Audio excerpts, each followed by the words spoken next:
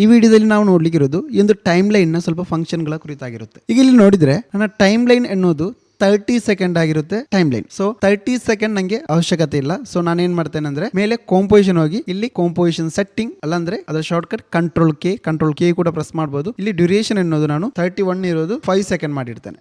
5 second 00. Okay, ಈಗ ನೋಡಿದ್ರೆ ಈ ಒಂದು ಕಾಂಪೋಸಿಷನ್ ಅನ್ನೋದು 5 ಸೆಕೆಂಡ್ ಆಗಿ ಕನ್ವರ್ಟ್ ಆಗಿದೆ. ಅದೇ ತರ ಈ ಒಂದು ಟೈಮ್ ಲೈನ್ ಅಲ್ಲಿ ನಾನು ಮೌಸ್ ಪಾಯಿಂಟ್ ಇಟ್ಟು ಸ್ಪೇಸ್ ಬಾರ್ ಪ್ರೆಸ್ ಮಾಡುವಾಗ ಇದು ಪ್ಲೇ ಆಗುತ್ತೆ. ಫಸ್ಟ್ ಇಂದ ಲಾಸ್ಟ್ ವರೆಗೆ ಈ ಒಂದು ವಿಡಿಯೋ ಕಂಪ್ಲೀಟ್ ಆಗಿ ಪ್ಲೇ ಆಗುತ್ತೆ. ಅದೇ ತರ ಇದು 5 ಸೆಕೆಂಡ್ ಆದ್ಮೇಲೆ ಎಗೈನ್ ಆಗಿದ್ದು 0 ಇಂದ ಸ್ಟಾರ್ಟ್ ಆಗುತ್ತೆ. ಎಗೈನ್ 5 ತನಕ, ಎಗೈನ್ 0 ಇಂದ ಸ್ಟಾರ್ಟ್ ಆಗಿ 5 ತನಕ ಇದು ರಿಪೀಟ್ ಆಗುತ್ತಾ ಇರುತ್ತೆ. ಅದೇ ತರ ನಾನು ಸ್ಪೇಸ್ ಬಾರ್ ಎಗೈನ್ ಆಗಿ ಪ್ರೆಸ್ ಮಾಡಿದ್ರೆ ಇದು ಸ್ಟಾಪ್ ಆಗುತ್ತೆ. ಇಲ್ಲಿ ನೋಡಿದ್ರೆ ನಾನೊಂದು ಶೇಪ್ ಕ್ರಿಯೇಟ್ ಮಾಡಿಟ್ಟಿದ್ದೇನೆ. ಈಗ ನಾವು ಆಲ್ರೆಡಿ ಕಲಿತ ಒಂದು ವಿಷಯವಾಗಿದೆ, ಹೀಗೆ ಝೂಮ್ ಮಾಡಬಹುದು, ಹೇಗೆ ಝೂಮ್ ಔಟ್ ಮಾಡಬಹುದು ಎಂದು. ನಮಗೆ ಕೆಳಗೆ ಒಂದು ಆಪ್ಷನ್ ಇದೆ, ಝೂಮ್ ಮಾಡ್ಬೋದು, ಅದೇ ತರ ಝೂಮ್ ಔಟ್ ಮಾಡ್ಬೋದು.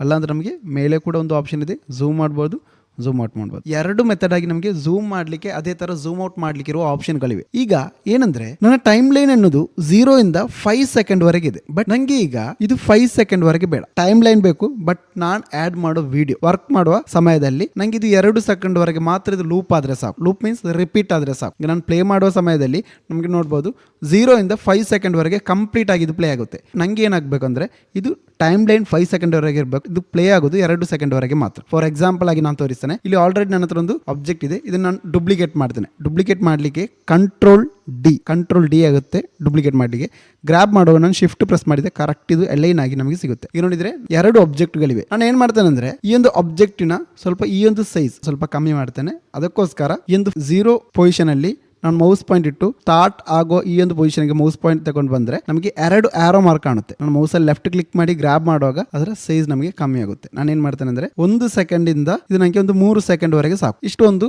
ಸಾಕು. ಈಗ ನಾನು ಪ್ಲೇ ಮಾಡುವ ಸಮಯದಲ್ಲಿ ಸ್ಪೇಸ್ ಬಾರ್ ಪ್ಲೇ ಮಾಡುವ ಸಮಯದಲ್ಲಿ 1 ಸೆಕೆಂಡ್ ಇಂದ 3 ಸೆಕೆಂಡ್ ವರೆಗೆ ನಮಗೆ ಎರಡನೆಯ ಎಲಿಪ್ಸ್ ಕೂಡ ನಮಗೆ ಕಾಣಬಹುದು. ಈಗ ನಂಗೆ ಏನಾಗಬೇಕಂದ್ರೆ ಇಲ್ಲಿಂದ ಹಿಡಿದು ಇಲ್ಲಿವರೆಗೆ ಪ್ಲೇ ಆದ್ರೆ ಸಾಕು. ಇಷ್ಟು ನಂಗೆ ಪ್ಲೇ ಆಗ್ಬೇಕು ಅಂತ ಅವಶ್ಯಕತೆ ಇಲ್ಲ. ಸೊ ನಾನೇನ್ ಮಾಡ್ತೇನೆ, ಇಲ್ಲಿ ಮೌಸ್ ಪಾಯಿಂಟ್ ಇಟ್ಟು ಈ ಒಂದು ಪಾಯಿಂಟ್ ಗೆ ಮೌಸ್ ಪಾಯಿಂಟ್ ತೆಕ್ಕೊಂಡು ಬರುವ ಸಮಯದಲ್ಲಿ ಒಂದು ಆರೋ ಮಾರ್ಕ್ ಕಾಣುತ್ತೆ. ನಮ್ಮ ಮೌಸ್ ಪಾಯಿಂಟ್ ಒಂದು ಡಿಫ್ರೆಂಟ್ ಆಗಿ ಕಾಣುತ್ತೆ. ಹೀಗೆ ಬರುವ ಸಮಯದಲ್ಲಿ ನಾನು ಏನ್ ಮಾಡ್ತೇನೆ, ಮೌಸ್ ಲೆಫ್ಟ್ ಕ್ಲಿಕ್ ಮಾಡಿ ಸ್ವಲ್ಪ ಗ್ರಾಬ್ ಮಾಡ್ತೇನೆ. ಗ್ರಾಬ್ ಮಾಡುವಾಗ ನಮಗೆ ಒಂದು ಕಾಂಪೋಸಿಷನ್ ಸಣ್ಣದಾಯ್ತು. ಅದೇ ತರ ನಾನು ಏನ್ ಮಾಡ್ತೇನೆ, 3 ಸೆಕೆಂಡ್ ಗೆ ಬಂದು ಇದರ ಎಂಡ್ ಆಗಿರೋ ಈ ಒಂದು ವರ್ಕ್ ಏರಿಯಾ ಎಂಡ್ ಅಂತ ಹೇಳೋ ಒಂದು ಆಪ್ಷನ್ ಗ್ರಾಬ್ ಮಾಡಿ ಇದರ ಹತ್ರ ಇಡ್ತೇನೆ. ಈಗ ನಾನು ಪ್ಲೇ ಮಾಡ್ತೇನೆ, ಸ್ಪೇಸ್ ಬಾರ್ ಪ್ರೆಸ್ ಮಾಡಿ ಪ್ಲೇ ಮಾಡ್ತೇನೆ. ಪ್ಲೇ ಮಾಡುವ ಸಮಯದಲ್ಲಿ ಈ 1 ಇಂದ 3 ಸೆಕೆಂಡ್ ವರೆಗೆ ಮಾತ್ರ ಆಗಿರುತ್ತೆ ಅದು ಪ್ಲೇ ಆಗೋದು.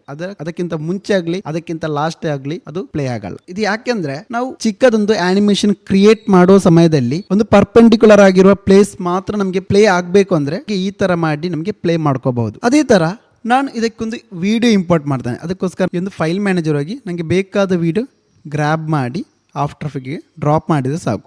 ಈಗೊಂದು ಗಾರ್ಡನ್ ಅಂತ ಹೇಳಿ ಒಂದು ವಿಡಿಯೋ ಪ್ರಾಜೆಕ್ಟ್ ಪ್ಯಾನಲ್ ಒಳಗೆ ಇಂಪೋರ್ಟ್ ಆಗಿದೆ. ಈ ಒಂದು ವಿಡಿಯೋ ನಾನು ಏನ್ ಮಾಡ್ತೇನೆ ಅಂದ್ರೆ ಸಪರೇಟ್ ಆಗಿ ಒಂದು ಕಾಂಪೋಸಿಷನ್ ಮಾಡ್ತೇನೆ. ಆಲ್ರೆಡಿ ಒಂದು ಕಾಂಪೋಸಿಷನ್ ಮಾಡಿದ್ದೇನೆ, ಇದು ನಾನು ಸಪರೇಟ್ ಆಗಿ ಇನ್ನೊಂದು ಕಾಂಪೋಸಿಷನ್ ಮಾಡ್ತೇನೆ. ಅದಕ್ಕೋಸ್ಕರ ಈ ಒಂದು ವಿಡಿಯೋ ಕ್ಲಿಕ್ ಮಾಡಿ ಗ್ರಾಬ್ ಮಾಡಿ ಈ ಒಂದು ಕಾಣೋ ಐಕಾನ್ ಮೇಲೆ ಬಿಟ್ರೆ ಇದು ನಮಗೆ ಒಂದು ಸಪರೇಟ್ ಆಗಿ ಕಾಂಪೋಸಿಷನ್ ಆಗಿ ಕ್ರಿಯೇಟ್ ಆಗುತ್ತೆ. ಈಗ ಏನಂದ್ರೆ ನಾವು ಫಸ್ಟ್ ಮಾಡಿರುವ ಈ ಒಂದು ಕಾಂಪೋಸಿಷನ್ ಇದು ನಾವು ಬೇಕಾಗಿರೋ ಟೈಮಿಂಗ್ಸ್ ಆಗಿರುತ್ತೆ ನಾವು ಕೊಟ್ಟದ್ದು, ಬಿಕಾಸ್ ಇದೊಂದು ಇಮೇಜ್ ಆಗಿರುತ್ತೆ. ಈ ಒಂದು ಗಾರ್ಡನ್ ಅಂತ ಹೇಳೋ ಕಾಂಪೋಸಿಷನ್, ಗಾರ್ಡನ್ ಅಂದ್ರೆ ಈ ಒಂದು ವಿಡಿಯೋದ ಹೆಡ್ಡಿಂಗ್ ಆಗಿರುತ್ತೆ. ಈ ಗಾರ್ಡನ್ ಎನ್ನುವ ಈ ಒಂದು ಕಾಂಪೋಸಿಷನ್ ಏನಾಗಿದೆ ಅಂದ್ರೆ ಕಂಪ್ಲೀಟ್ ಈ ಒಂದು ವಿಡಿಯೋದ ಲೆಂತ್ ಎಷ್ಟಿರುತ್ತೆ ಅಷ್ಟಾಗಿರುತ್ತೆ ಇಲ್ಲಿ ಒಂದು ಟೈಮ್ ಲೈನ್ ಕ್ರಿಯೇಟ್ ಆದದ್ದು. ಈಗ ನಾನು ಪ್ಲೇ ಮಾಡುವಾಗ ನೋಡಬಹುದು ಇಲ್ಲಿಂದ ಇಲ್ಲಿವರೆಗೂ ಒಂದು ವಿಡಿಯೋ. ಈ ವಿಡಿಯೋದ ಲೆಂತ್ ಅಂದ್ರೆ 15 ಸೆಕೆಂಡ್ ಆಗಿರುತ್ತೆ. ಇದು 15 ಸೆಕೆಂಡ್ ವರೆಗೆ ಒಂದು ಕಾಂಪೋಸಿಷನ್ ಆಗಿದ್ದು ಕ್ರಿಯೇಟ್ ಆಗಿದೆ. ವಿಷಯ ಏನಿಲ್ಲ, ವಿಡಿಯೋ ನಾವು ಸಪರೇಟ್ ಆಗಿ ಒಂದು ಕಾಂಪೋಸಿಷನ್ ಮಾಡುವ ಸಮಯದಲ್ಲಿ ಅದು ಆ ವಿಡಿಯೋದ ಲೆಂತ್ ಆಗಿರುತ್ತೆ ನಮಗೆ ಈ ಒಂದು ಕಾಂಪೋಸಿಷನ್ ಟೈಮ್ ಲೈನ್ ಕ್ರಿಯೇಟ್ ಆಗೋದು. ಈಗ ಏನಂದ್ರೆ ಈ ಒಂದು ವಿಡಿಯೋ ಅದೇ ತರ ನಂಗೆ ಈ ಒಂದು 2 ಸೆಕೆಂಡ್ ಇಂದ 4 ಸೆಕೆಂಡ್ ವರೆಗೆ ಒಂದು ಟೆಕ್ಸ್ಟ್ ಬೇಕು. ನಂಗೆ ಏನ್ ಮಾಡ್ಬೋದು, ಟೆಕ್ಸ್ಟ್ ಟೂಲ್ ತೆಗೆದು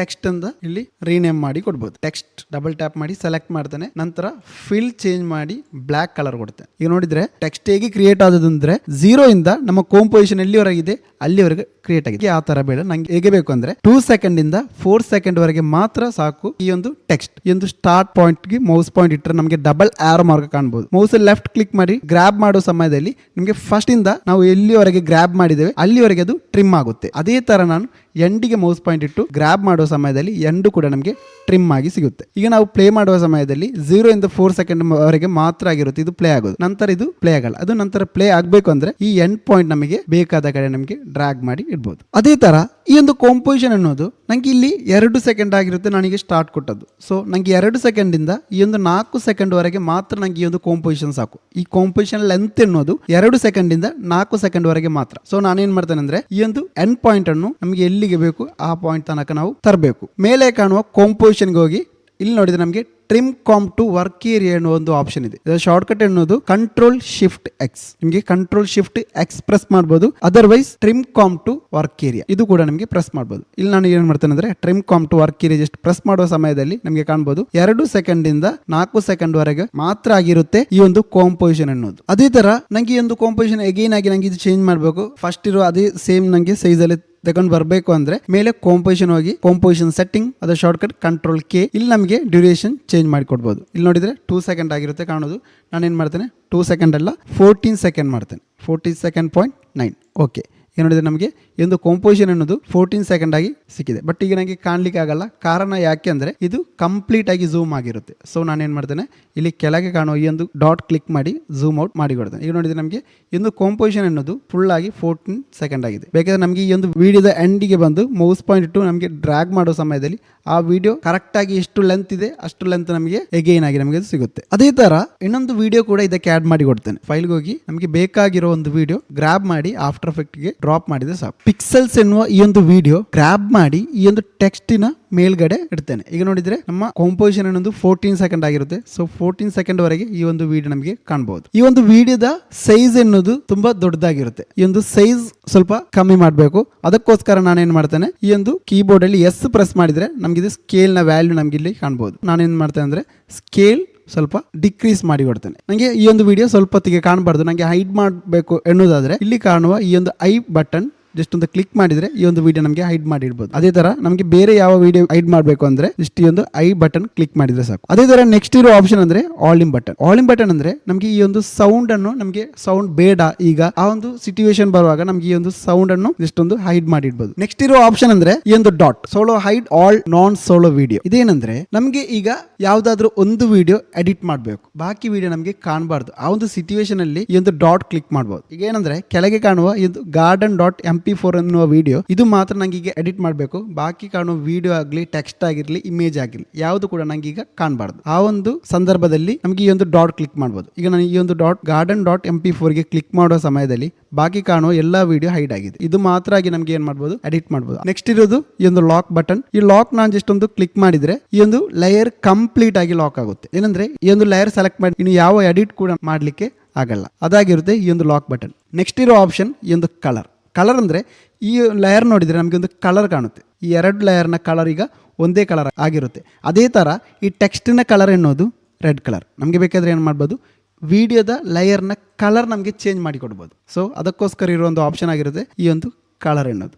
ನಾನು ಜಸ್ಟ್ ಕ್ಲಿಕ್ ಮಾಡ್ದೇನೆ ಇಲ್ಲಿ ನಾನು ಬ್ಲೂ ಕೊಡ್ತೇನೆ. ಈಗ ನೋಡಿದರೆ ನನ್ನ ಈ ಒಂದು ಲೇಯರ್ ಎನ್ನುವುದು ಬ್ಲೂ ಕಲರ್ ಆಗಿ ಕನ್ವರ್ಟ್ ಆಗಿದೆ. ಅದೇ ಥರ ಈ ಒಂದು ವಿಡಿಯೋ ಅನ್ನೋದು ಪಿಕ್ಸೆಲ್ ಎನ್ನುವ ನೇಮಲ್ಲಾಗಿರುತ್ತೆ ಈ ಒಂದು ವಿಡಿಯೋ ಇರೋದು.